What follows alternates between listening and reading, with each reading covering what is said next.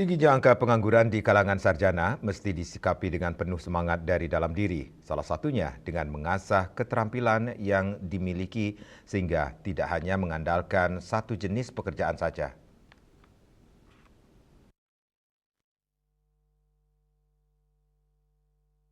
Tingginya pengangguran di kalangan sarjana mesti disikapi serius agar angka pengangguran tidak semakin meningkat. Hal tersebut diungkapkan oleh akademisi yang juga Rektor UPMI Profesor Made Suwarte. Ia juga menjelaskan melalui pendidikan sarjana akan mampu mengubah pola pikir seseorang agar semakin terampil dan kreatif. Ia juga menambahkan bahwa pengangguran di tingkat sarjana juga bisa dicegah dengan menyesuaikan kurikulum agar relevan dengan kebutuhan di dunia kerja. Salah satunya berkaitan dengan digitalisasi.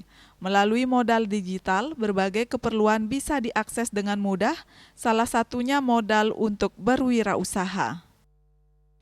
Jadi kurikulum di perguruan tinggi ini harus disesuaikan dengan kebutuhan dunia kerja, relevansinya dengan industri 4.0 berkait dengan digitalisasi. Zaman sekarang kan sebetulnya mencari informasi tentang pekerjaan itu tidak susah. Demikian juga dalam berbisnis juga tidak susah. Berbisnis di rumah aja bisa kalau kita mau punya skill. Bekal sarjana itu kan sudah modal awal untuk mengarungi kehidupan, mengarungi pahit getirnya kehidupan. Karena sarjana itu kan dalam tanda kutip dipersiapkan untuk bermain logika, bekerja keras, banyak memberikan solusi-solusi dibandingkan anak sekolah menengah.